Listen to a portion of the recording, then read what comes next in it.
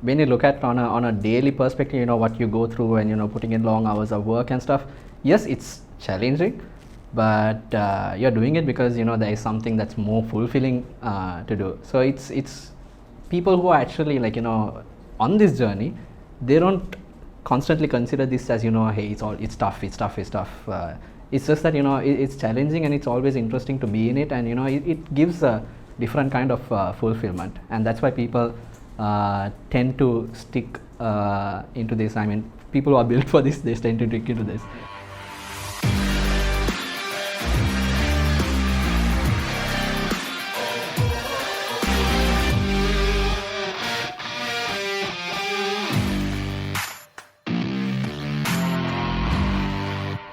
Hi everyone, this is Musab Nadir and you're with Entrepreneurship. We have today Enosh Praveen with us, who is the founder of Arteculate and the former ambassador for Global Student Entrepreneur Awards and the former director for Founder Institute and also the co-host for Spike Lanka and F'd Up Fridays.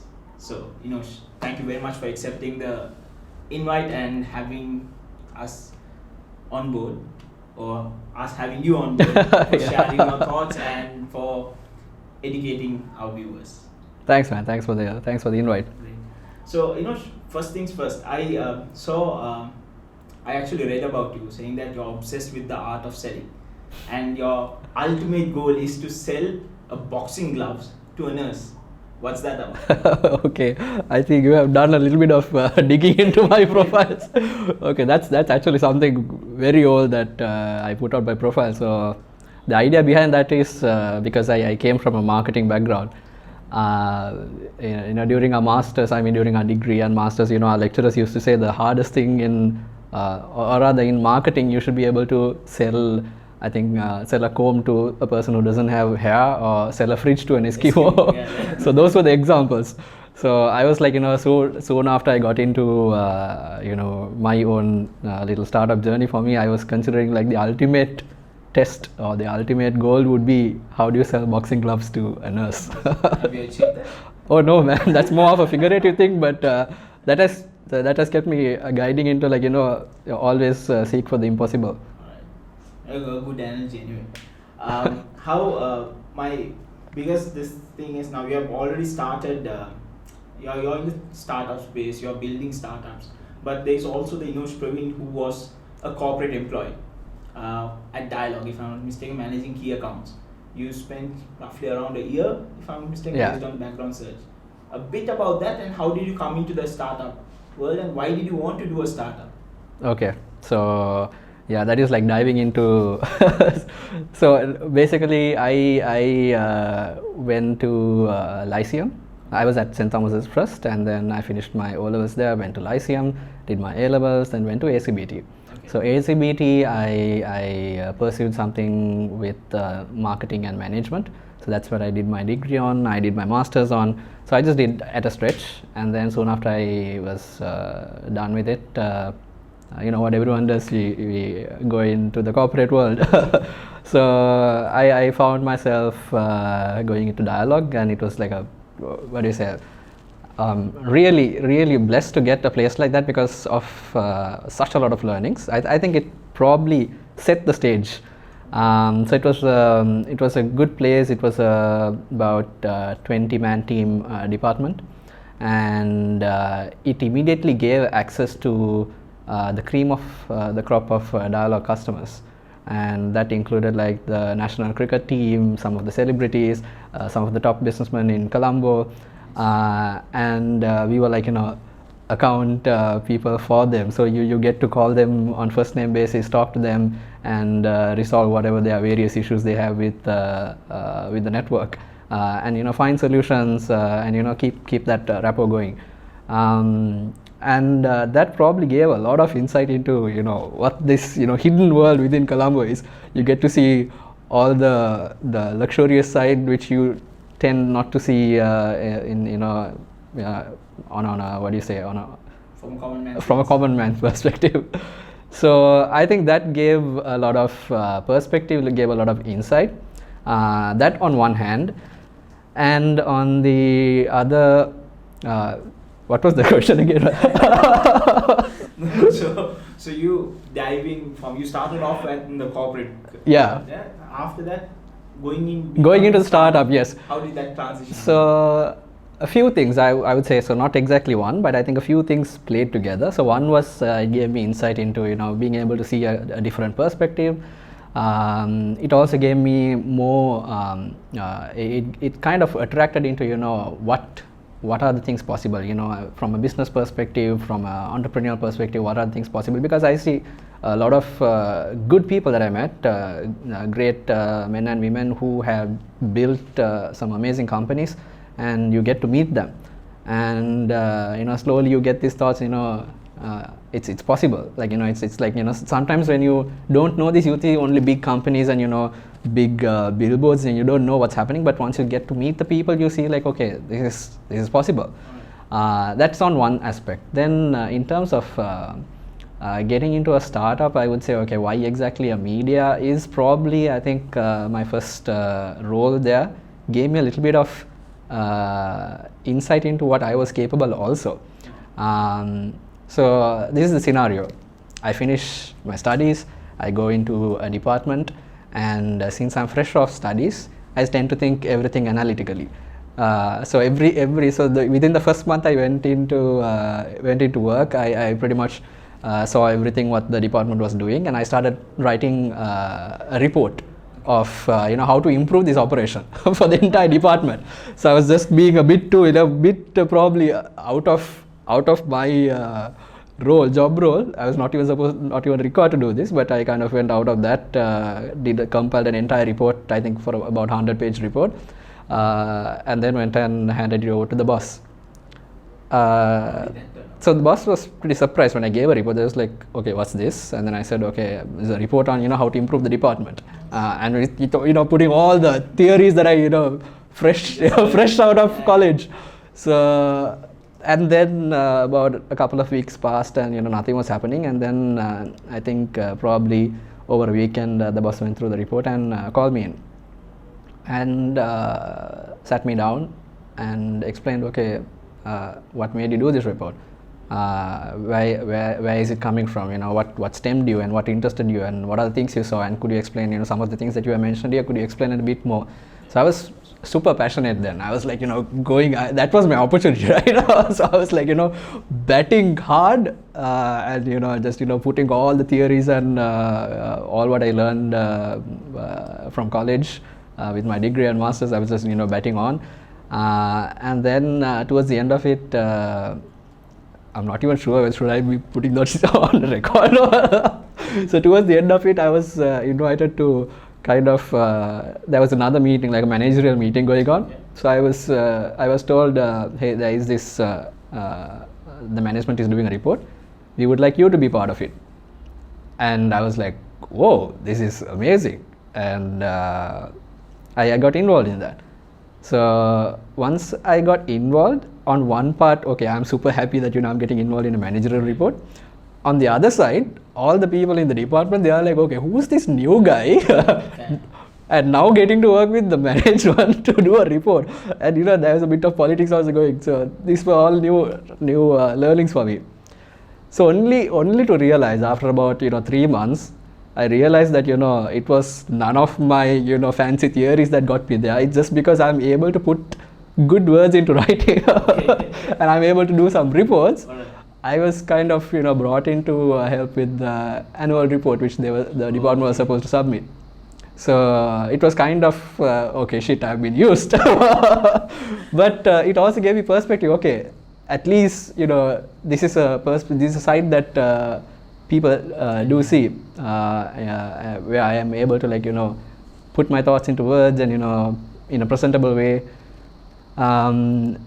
And that's something I think I probably discovered because of that situation. Okay. And I was also probably was kind of a rebel there, so lots of things didn't work out, and I was eventually anyway on the path to being kicked out. But just before that, I walked out myself. That's smart thing to do. Yeah. So you ended up co-founding a media company. Yeah. So. A bit about that as well. So I think during that time is where Facebook was getting kind of popular, Twitter was getting popular, That was like kind of the buzz. So I think even towards when I was finishing my A levels, people who had a Facebook account are considered like, you know, they are like the Older people. not older, like people who had Facebook as like, okay, they are the sophisticated ones. Oh, okay. Because at that point, you know, we were using like Hi-Fi. I actually had a Hi-Fi account. I didn't even know MySpace back then. So Facebook account. yeah. So 2000, I'm talking about 2007, 6, Oh, 7 okay. period. So a few friends. Yeah, so few friends who started off Facebook, I think around 2006-7 period. We were like, okay, these are like the sophisticated guys, because we were like wondering, okay, it's just a white page with like a bit of blue fonts. Yeah. What's so interesting about it? So only people who had like, you know, real thoughts to put on words got into it. You know Facebook now, but you know, so Everyone has a lot of words. now. so it was getting popular during that time, and that's also a time when I think some of these magazines came out. I think the 077 magazine from Dialogue, and you know, these kind of things like interested us. There's like, you know, platforms on one end where you can start putting out content. There's on the other hand, you know, these interesting stuff also happening, like, you know, initiatives from magazines, and you know, I think Yahoo started back then. They were doing some amazing stuff. So I think that kind of gave more interest into, hey, let's dive into this. Let's look at what this space is. So it's nothing to do with like, you know, hey, let's start a startup, but it's like, you know, this is interesting. Let's see what this has to offer. And then it just took. I wouldn't say it took off. It was like, I think purely because of our passion of doing, you know, in terms of, you know, storytelling and narrating and, you know, putting out stories. I think that because of the passion, we kept doing no matter what. So I think during that time is where I think some of the tech companies started experimenting with hackathons and, you know, meetups. 99X was pretty big on this. They like, you know, had meetups almost like 3-4 days a week, and some of the early companies, I think now they have renamed. Earlier it was called Web Gurus. So they came up with some tech meetups. So there were, I think WSOT was doing some meetups. So there were a few companies who were doing meetups and hackathons, which also gave us more opportunities to talk about them.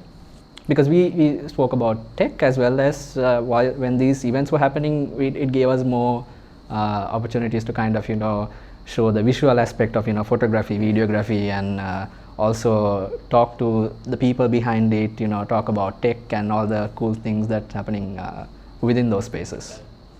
Good stuff. So, you know, now while it's been more than easily a decade. Yeah, right? Since close upon a decade. Yeah. I'm not that old, but yeah. When I'm not that old. But it's almost close to a decade since you have been in this startup journey, and from over the past couple of years, you have been known, or I've been personally reading about how in different places and articles, you are also considered to be like a trendsetter for a startup culture. Okay. It's a norm, or it's how people perceive you. It's how you're also known to be in terms of, if you're a startup, okay, why not get Enosh involved and help us advise and set up the trend, or do a few things. In that space, that leading for you to become also now you are the former director for Founder Institute, you were one of the directors back then. How have that journey helped you cultivate more entrepreneurs or create more founders? If Founder Institute is all about that. Yeah. Could you tell a bit about that? Yeah, sure. But I wouldn't consider myself as, you know, the inspiring character. I think I would consider myself more of an advocate. Okay. So even you know, most of these programs and, you know, most of the activities that we do, it's like, you know, I like to be the person who, like, you know, championing them. And you know, take this program out, because, you know, I see a lot of value, and, you know, taking these stories out, narrating about local startups, founders, entrepreneurs. So, you know, this entire space like excites me.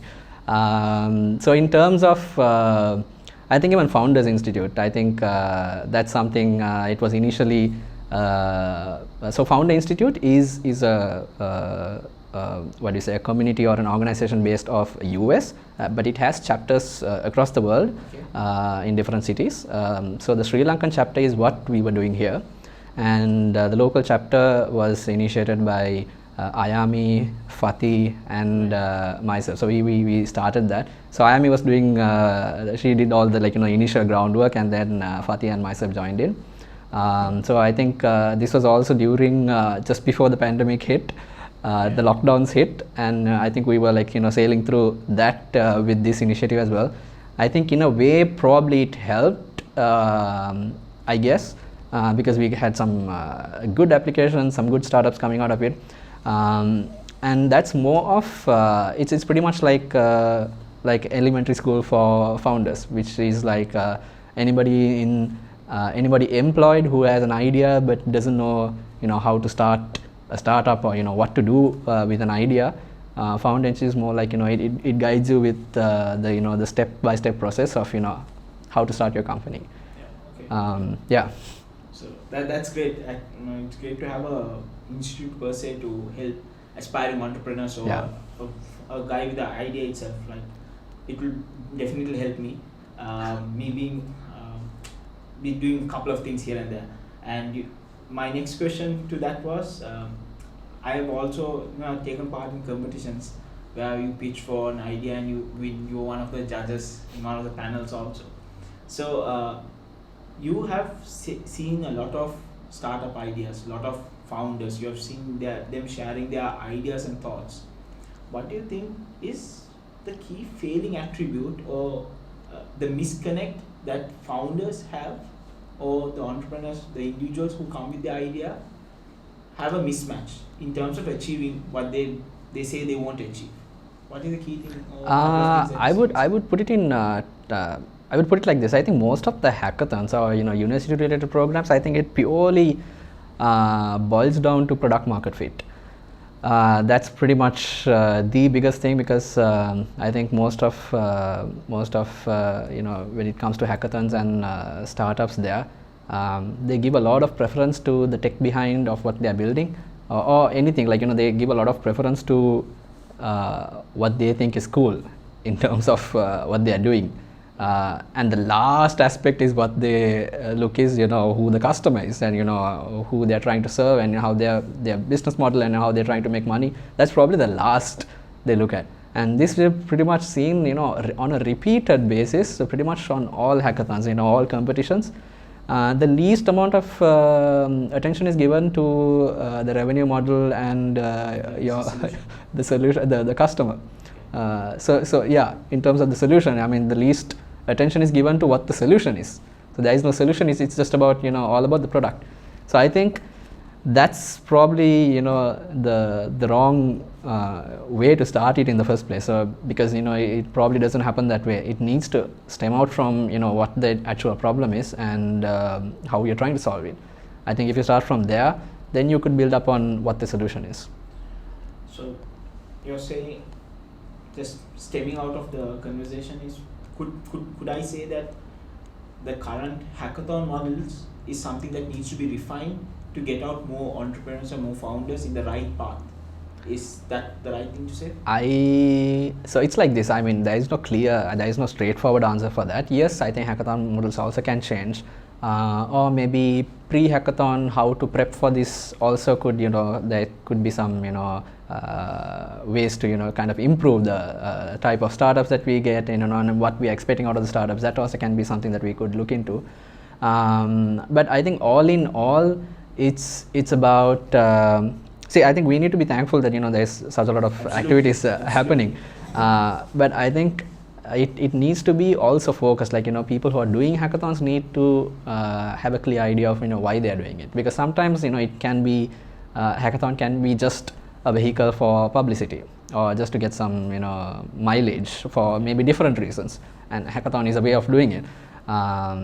So I think all in all, if people who are participating in hackathons also have a clear focus of what they need to do it, or why they are doing it, and if whoever is organizing hackathons, if they also have an end goal to how it's actually serving the community, I think then it will kind of refine and fine tune what we already have.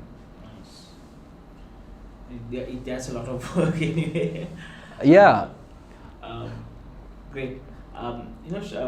Next is now we have now through hackathons we are getting and through other business models, and there are a lot of people who are aspiring to be entrepreneurs and also who are coming out to be a founder startup, because one thing is it's a cool thing to say that I'm an entrepreneur, I'm a founder, co-founder startup, but there's a lot of hard work and a lot of investment from time, money, and also energy that goes into it.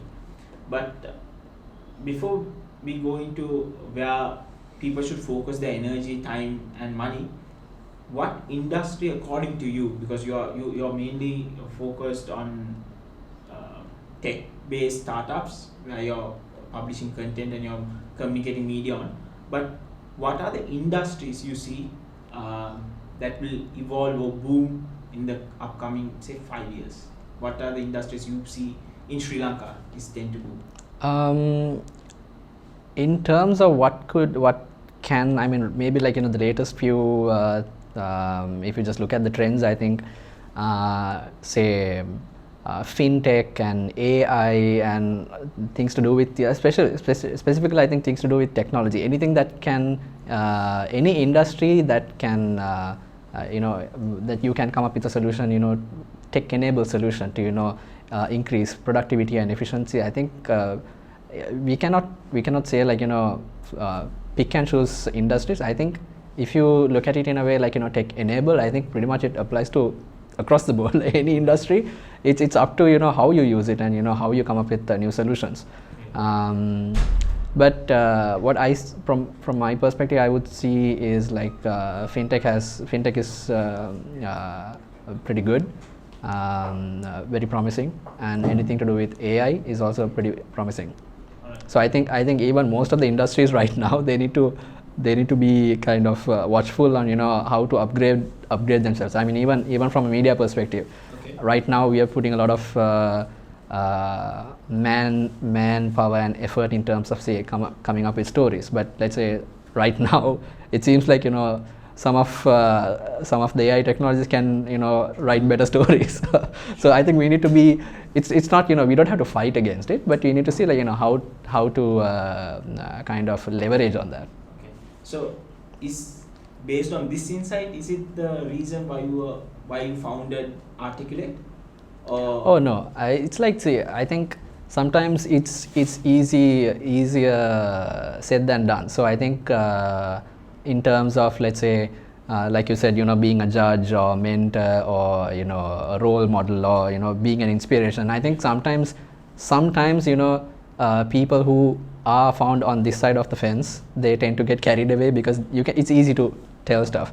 But when we take our own startups, pretty much we also face the same problems, like product market fit to what the business model is, and what are we trying to give out to the community. So it's the same thing that pretty much everyone goes through. I think as startups and founders, I think this is like a constant process. So it's never like you have a problem and you overnight you figure out everything and for the rest of your journey everything is sorted. It's never like that, because it's a constant journey. It's pretty much like you need to be in it. You need to keep solving problems. You need to keep on refining and fine-tuning what you're doing. And the reason I think we also kind of realized that we need to expand out of Sri Lanka is probably took a little while for us to realize that we've been narrating startup stories, Sri Lankan startup stories to Sri Lankans. And I think it took some while for us to realize that it's such a small country. Everyone knows everyone. So it doesn't really make sense for me to provide as a solution like a startup story which you already know, but to consider you as an audience again and then provide the same thing. So what we are doing right now is we want to take all these amazing stories. We want to take it to Asia. And that also we want to do it because no other media organization is doing that right now. And we also want to showcase what the amazing things which are happening in Sri Lanka, and create more opportunities and investments and network and partnerships, all the good things. So am I right to say that we are taking local startups global? Yeah, so let's start with regional first. So we're going to start the next segment, which is quite exciting. It's a rapid fire segment brought to you by Shirtworks. So six Drilling questions. time. Ready? Time to drill. Yeah, time to drill.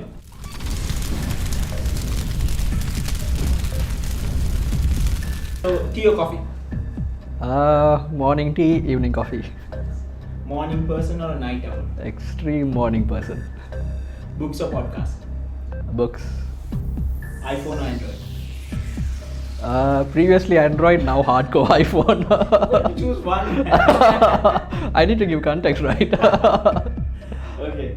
Mountains or beaches? That's a good one. It depends on the mood. Very difficult to get you to choose one, no? Okay. Your guilty pleasure? Quite a lot, man. You can tell us one. We can't go on camera. The one that can go on camera. Mint ice cream. Nice. Okay. Yeah. I just That's need to the make him happy, right? That's the most safest one. Alright, that's a segment brought to you by Shirtworks.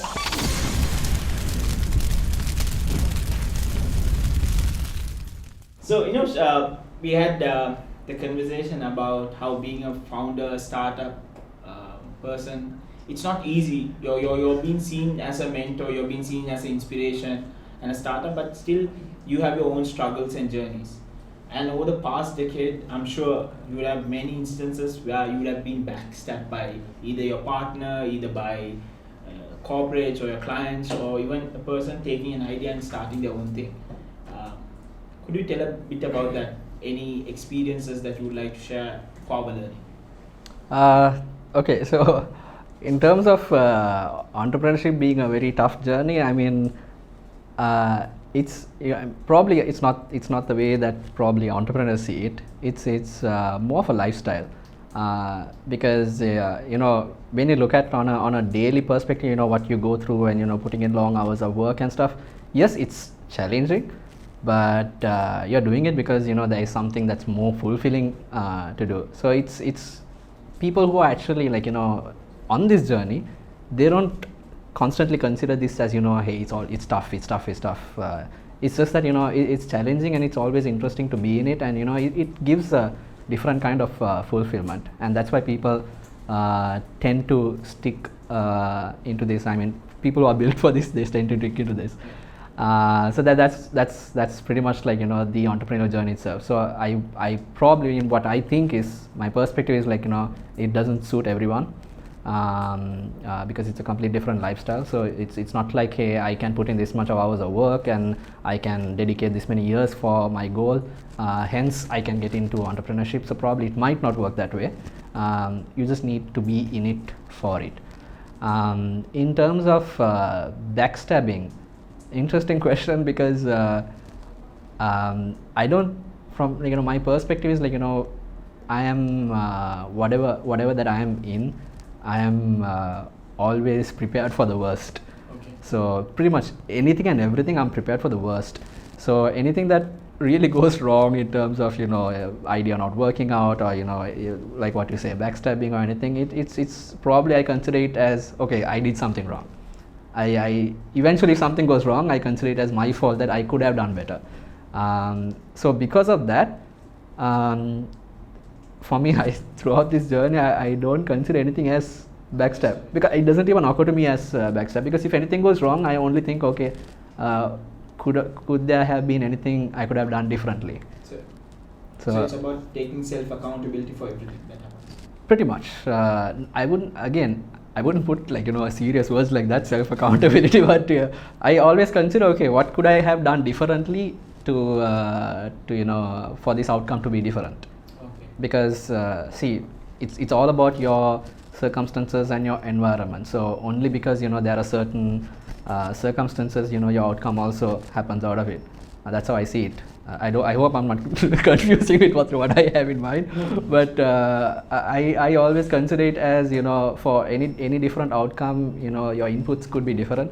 So even if your outcome is not favorable, that means your inputs have to be different. Honestly, it was a bit confusing for me. I thought, man. But my takeaway of it is that when something goes wrong, Yeah. it's about how you course correct yourself and understand what you could do different so that the things does not happen, repeat itself again. Correct?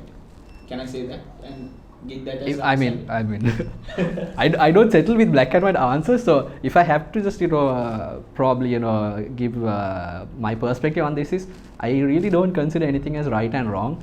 I consider that things happen because anything that happens is it's for good. It's just that how what we make out of it can be good for us or good or not. So I think because you can't control what happens. You can't control anything. But you can control what you feel about it. You can control your outcomes that you want out of it. So I think it's better not to try to change your surroundings and change situations and try to worry about things that already happened. It's always good to have a perspective of everything happened and it's happening for the good. What do you make out of it is what really matters. Okay. Again, that's very philosophical. it's more of putting into different perspectives. Yeah. Right? So no black and white answers, but no black and white. And from stemming out of this, in terms of you were saying about entrepreneur needing to have certain lifestyle, what do you think are the key traits that entrepreneurs should have, or a founder or a startup owner should have? I know there is no black and white answers again for this, but according to you, what do you think? I probably would have a black and white answer for this. Oh, wow. I would say the single trait that anybody who wants to become an entrepreneur needs to be extremely comfortable with uncertainty. That if you can be at ease during uncertainty, you're built for entrepreneurship. Because what you don't get is answers. Being an entrepreneur, what you don't have is your day is not set. Your goals are kind of it can be hazy. Things can change. Everything that you plan doesn't happen. There's multiple things can go wrong. Multiple things that even what you plan outside the things can go wrong. But if you keep panicking for everything, you won't get you can't even travel any distance. But if you can thrive within uncertainty, and I think most of the entrepreneurs and startup founders, the more they thrive in uncertainty, the more they succeed. Nice. So from that, I personally have been observing the space of F'd Up Friday. Yeah. Okay, it's a great platform which I see, but I would like to hear from you. What's this platform and why was this? How did this thing come together? So let's create a community called F'd Up Friday. Yeah. So I think stemming from our culture itself, I think probably maybe the Asian culture or maybe South Asian culture, I think we celebrate a lot about achievement and success. So anything to do with having multiple titles behind your name and having achieved so many things in life, those are the ones which are usually celebrated from a societal perspective, and what is looked down upon is failure. So anybody who fails miserably early days in their studies or in their early days of their career, or when they go into business and they fail miserably, that is something that society looks down upon. Which is probably the worst recipe for entrepreneurship, because you build entrepreneurship based on how much you can fail, because that's what's actually giving you the learnings.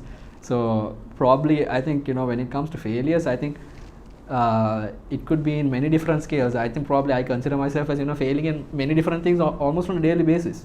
Not everything goes right, but there is the learnings that you accumulate every day, every hour, every day, every week, and that what refines you. But when you take a South Asian culture, it's something that not encouraged. Nobody comes out to talk about it, and it's not welcomed, because if you are seen as a failure, that's you're kind of looked down upon. Probably opposed to the Western culture right now, because probably in the Western culture, if you go out and say you have did this many startups and you have failed, and after that if you go for an interview and if this could be like, highlight points for you to even land a good job. But locally, no. So what we wanted to do was to create, so this like, put up by the amazing people from Hatch, and we co-organize together with them, and this is like a platform to bring entrepreneurs that you see who are mostly in the limelight, who you see that they are having the perfect life, they're having the perfect startup, everything is going right for them. We try to bring those kind of personalities, and we get them to share about their failures. Simple as that. We get them to share the challenges that they have faced, the lowest point that they have been, what are the difficulties that they have gone through or going through, pretty much all of that. So we even encourage them not to even talk about how they solved it. We just tell them, okay, just share with us your lowest point, your failures. Just go all out in your failures. And we want to create a platform like that. Another good thing is, most of the entrepreneurs, they love to share this. They love to come and share about their failures and experiences, because I think from a startup entrepreneurial perspective, we see that as learnings. So I think even the entrepreneurs, they love to share it. And we encourage these people who are in the limelight, we encourage them to come and share these ideas, because then it will give a better perspective for, let's say, aspiring entrepreneurs or maybe school students, that it's not like a bed of roses for for all entrepreneurs, or pretty much any entrepreneur. It's they have to come through challenges. Nice. I think it's the first platform in Sri Lanka. Locally, yes, yeah. Right. And we would love to see many of them. Great. So, what's your biggest effort that you have done? Oh wow. Again, I think I don't have a fancy answer for you on the show. But according to your personal one, that you would like. I mean, that's what I think. Again, from what I told you of how I see things. I don't consider anything as F up, because pretty much the moment things. The thing is I don't even have that mindset to see. I'm not saying there is no F ups. There is pretty much F ups on a daily basis. But I haven't identified, okay, what are the biggest. What are your biggest learnings? Okay, that's a good one. Learnings wise, I would say, in terms, I think even when I told you like product market fit, that's something we took a lot of time to figure out ourselves. Okay. So even though I've been like a judge and a mentor, it's sometimes that's something even you don't figure it out yourself. So I think that's something we took a lot of time to figure out. And learnings wise, I think a lot to do with the media industry itself. How we are trying to solve a problem. Is there even a problem in the first place, is one of the things that we were looking at, and are we trying to solve a problem? So I think one of the ultimate biggest learnings that I would say is, especially in terms of what we do, like storytelling itself, that we need to dumb down everything that we want to take out to the world. It needs to be absolutely basic. It needs to be like, they say like, you should be able to pitch your startup to a 10-year-old or 12-year-old. It needs to be that basic, because if they don't understand, that means there's something wrong, or something that you need to fine tune with the pitch itself. So that's something that we also on a daily basis, how to narrate stories in the most simplest way. Yeah. So it's anyway always a learning process. Oh yeah. I think we all are doing that, even from our team ourselves. You also mentioned that you have been mentoring people and coaching and inspiring people also. But who have you seen as mentors, or who have mentored you? Oh, this is, for me, pretty much everyone is pretty much everyone you can learn from. And I've had the privilege of meeting and talking to some amazing people from a very early on stage. I think starting from my previous employment as well. Okay. Got to meet a lot of people, and I think even getting into the media industry gave a lot of access. It's almost like surprise. I think it was kind of we were like surprised that we had these access to like Okay. the tech celebrities of Sri Lanka and people that you admired from afar. We were able to kind of at various events and gatherings, we were able to like talk to them, engage, and that's probably I also consider it as an advantage. Not an advantage, I would say a perk of being in media. You get to meet some amazing people, and I've probably learned a lot from many people, a lot from tech company CEOs, startup founders, various things like how to conduct yourself, how to talk, how to have a good team, how like so many things. I mean, it's an endless list. For sure. My next question is, now you told it's a perk and you had a easy access to access mentors, so people who you aspire and learn from. What would your advice be for entrepreneurs who want to access mentors or people who they want to aspire for? How do they reach out? Because I know social media made it easy, but if they have to go and reach out to a mentor, how can they do that? I would say it's like it's probably, I think people take this too complex, but I think a lot of people are willing to help, and it's a matter of you just reaching out to them. You just reach out on LinkedIn. I mean, I still do that. I just reach out to someone on LinkedIn, and if I have something, I just ask a question, just get some clarification. And over time, I think once you kind of associate with a group of people, once you have a little bit of network, you could also get referred to people. As you can probably call one of your friends who has a mutual friend that you think would probably have a better answer. You could say, okay, could you refer me, just to have a 2-minute chat, and people are willing to help. And that's probably, I think, people who are aspiring or people who have doubts and who need clarifications, they don't reach out because I don't know, maybe that's fear of being rejected. So I think that's one of the reasons. That's probably, I think, what we need to be doing more often. And another thing, I think the only thing that we need to make sure that we don't do is reach out without a proper reason. Okay. Or reach out for the most like Obvious. like I wouldn't say obvious, like let's say you're trying to reach out for someone for a completely unnecessary thing that only they can help. For example, let's say you needed a startup advice. You don't necessarily have to reach out for someone else who had to spend time to. You could probably can get the same advice from anybody else within, let's say, your tier or your peers.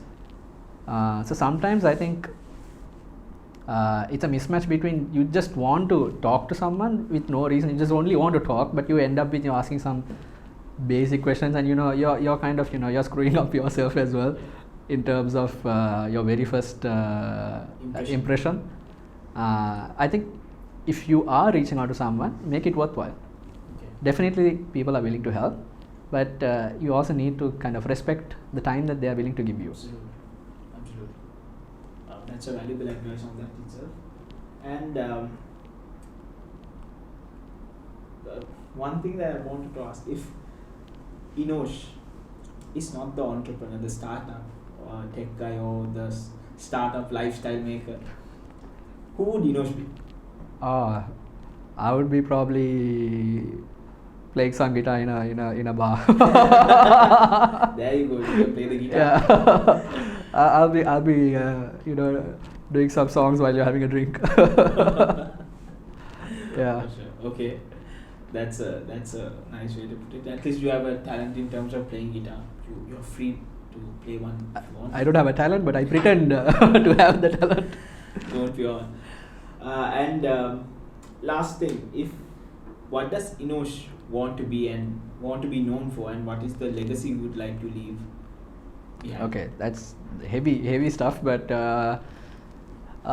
for me, I think I consider to be a person to bring out stories, and so this is something that I don't consider myself there yet, but this is something that I would probably pursue forever as my life mission is to unearth. Sorry? Be a storyteller. Yeah, be a storyteller. So what actually drives me is to bring out stories, unheard stories, unearth new stories, and take it to new audiences. And that's what drives me. That's what keeps my passion alive. And probably that's what all pretty much all what we do. It all revolves around storytelling. So that's great. Thank you very much, Praveen. Thank you for so joining much, us. man. So that's Entrepreneur Wired, and episode 11 we are going to wrap up. Stay tuned.